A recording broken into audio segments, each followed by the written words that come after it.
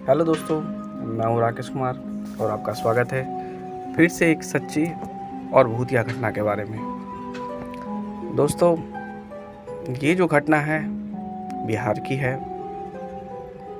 बिहार में एक बिसप्पा नाम का है जिसे कई लोग भूत मानते हैं, कई लोग डायन विद्या के नाम देते हैं। ये घटना उसी से जुड़ी हुई है। एक लड़का रहता है जिसका नाम होता है धीरज। धीरज जो है बनिया परिवार से समुदाय रखता है। वो परिवार का इकलौता बेटा होता है। उसके पिताजी की गांव के ही अंदर एक बड़ी सी परचून की दुकान होती है। उसका जो पैतृक जो होता है धन संपत्ति वो भी काफी बढ़िया होता है। धीरज जो है गांव में ही रहता है और 12वीं कक्षा का छात्र है। धीरज कम बोलने वाला लड़का है। वो ज़्यादा किसी से बातचीत नहीं करता, जो हद पर ही बोलता है, वरना वो चुप ही रहना ज़्यादा पसंद करता है। एक दिन धीरज के परिवार की गांव में ही किसी व्यक्ति के साथ, या कहें गांव में किसी व्यक्ति के परिवार के साथ कुछ कहासुनी हो जाती है। उसके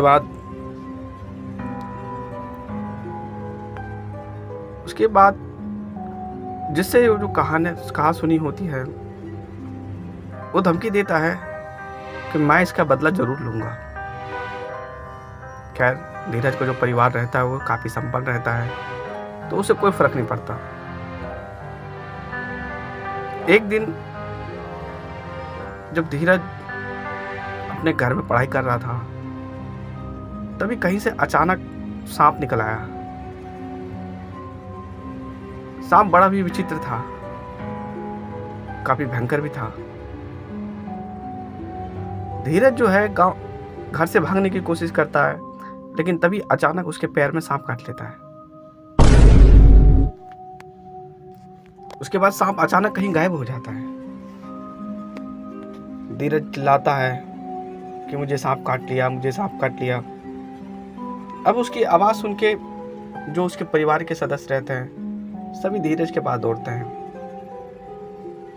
वो देखते हैं कि धीरज को एक सांप ने काट लिया, क्योंकि सांप का जो काटा हुआ निशान होता है वो उसी के पैरों पे बना होता है। धीरज के जो पिताजी होते हैं वो अपनी गाड़ी निकालते हैं, गाड़ी पे उसे धीरज रखते हैं और कुछ उसके जो रिश्तेदार होते हैं उनके साथ बैठते हैं। वो गाड़ी को काफ़ी तेज भगाते हैं हॉस्पिटल जाने के लिए। हॉस्पिटल जो रहता है वो कुछ ही दूरी पर रहता है, लेकिन वहाँ जाते जाते अचानक धीरज की मृत्यु हो जाती है। डॉक्टर देखते हैं, वो भी धीरज को मृत्यु की घोषित कर देते हैं कि इसकी मृत्यु हो चुकी है। अब सब रोने लग जाते हैं। पूरे गांव में इस बात को लेके सनसनी फैल जाती है कि धीरज की मृत्यु हो गई। अब गांव वालों का शक थोड़ा उस व्यक्ति पे भी जाता है जिसने गांव के लोग उसके साथ, धीरज के परिवार के साथ झगड़ा किया था। तो उसने कहा था कि मैं इसका बदला जरूर लूंगा। लेकिन घटना थोड़ी अजीब थी, क्योंकि उसको सांप काटा था। तब सब सोचते हैं कि उसे सांप काटा है। खैर, धीरज का जो शव होता है उसको घर पे लाया जाता है। इसके बाद धीरज के जो परिवार के या रिश्तेदार में जितने भी सदस्य होते हैं, परिवार के लोग होते हैं, सभी को सूचना दी जाती है कि धीरज को सांप काटने से मृत्यु हो गई। सभी जो रिश्तेदार होते वो धीरज को देखने आते थे। शाम का समय होता है, अब लोग कहते हैं कि धीरज का अंतिम संस्कार कर देना चाहिए, क्योंकि रात्रि में संस्कार नहीं किया जाता। धीरज के माता पिता काफी रोते हैं, लेकिन अब कर ही क्या सकते हैं। तो धीरज के पिताजी, उसके चाचा और उसके जो भाई और रिश्तेदार होते हैं, सभी धीरज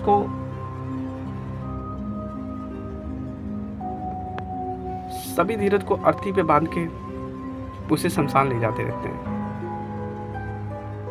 शमशान जो रहता है गांव से बाहर रहता है, शाम का टाइम रहता है, रास्ता सुनसान रहता है। सभी लोग उसको ले जाते हैं, लेकिन रास्ते पे उन्हें एक अघोरी मिलता है। अघोरी रास्ते पे ही बैठा रहता है और सबको देखता है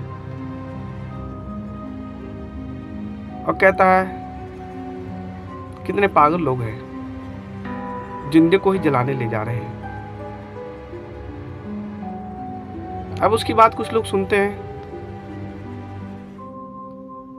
फिर कहता है, कितने पागल लोग हैं, जिंदे को ही जलाने ले जा रहे हैं। इतने में एक आदमी बोलता है कि बाबा, आपको शर्म नहीं आती? इस व्यक्ति का बेटा मर गया, इकलौता बेटा था, और आप इस तरह से बातें कर रहे हो।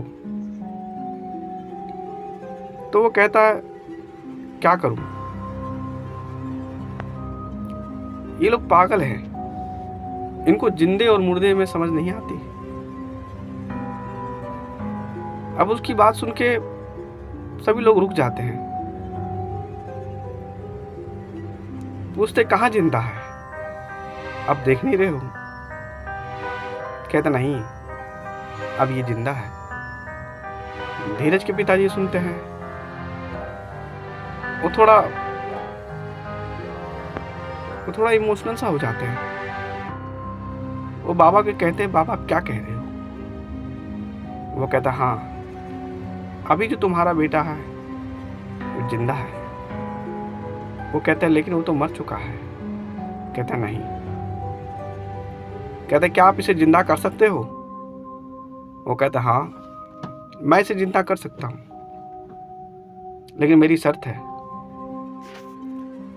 अघोरी जो होते हैं वो कहते हैं, हमें एक बोतल दारू और एक जिंदा मुर्गा चाहिए। धीरज के पिताजी कहते, ठीक है। वो एक बोतल दारू और एक जिंदा मुर्गा की व्यवस्था कर देते हैं। ये सारी सामग्री अघोरी को दी जाती है। उसके बाद जो अघोरी रहता है वो मुर्गे को गर्दन वहीं मोड़ देता है। उसके बाद कुछ दारू पीता है और कुछ मुर्गे पे डाल देता है। जितने भी लोग रहते हैं सभी तमाशा देखते हैं। उसके बाद अघोरी धीरज के सबके पास जाता है और उसके बाद वह उसके चेहरे से पैर तक कुछ मंत्र पढ़ने लगता है और हाथ को फेरने लगता है। 5 मिनट बाद अघोरी कहता है, बेटा उठो। उसके कहते ही धीरज की आंखें खुल जाती है और उठ के बैठ जाता है और वो अपने पिताजी को आवाज देने लगता है। ये देख के सभी आश्चर्यचकित हो जाते हैं। धीरज के पिताजी उसको अपने बेटे को गले से लगा लेते हैं। सब लोग धीरज को देखने लगते हैं। उसके बाद बाबा कहीं अचानक गायब हो जाते हैं।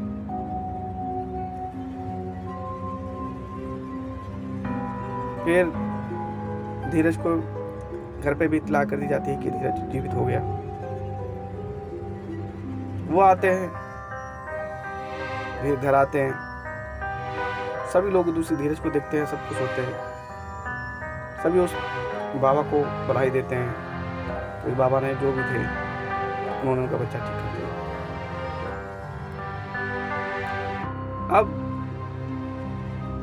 उनके मन में थोड़ा प्रश्न सा रहता है कि इनको सांप काटा कैसे। कि घर के अंदर सांप आया कैसे, क्योंकि धीरज जो था अपना घर बंद करके कर रहा था। और वो सांप, धीरज बताता है कि वो सांप थोड़ा विचित्र देखने में लग रहा था और काटने के बाद अचानक गायब सा हो गया। उनके परिवार को लगता है कि जरूर कोई ऊपरी चक्कर है। उसके बाद सब सोते हैं। रात को वही बाबा, घोड़ी जो बाबा रहते हैं, धीरज के पिताजी के सपने में आते हैं और वो बताते हैं कि तुम्हारे परिवार में जिससे कहा सुने हुई, उसी ने ये विसप्पा मंत्र पढ़ के तुम्हारे बच्चे पे छोड़ दिया था, जिससे उसकी मृत्यु हो गई। वो उसे बताते हैं कि अब धीरज के साथ ऐसा कुछ नहीं होगा, वो दीर्घ काल तक जिएगा और स्वस्थ रहेगा। उसके बाद बाबा भी अंतर ध्यान हो जाते हैं। सुबह उसके पिताजी जो रहते हैं वो सभी को एक बात बताते हैं। उसके गांव में फिर एक पंचायत सी बैठाई जाती है। फिर इस बात की जांच छानबीन होती है और ये बात बिल्कुल सच निकलती है, क्योंकि वो जो व्यक्ति रहता है वो गांव के ही अंदर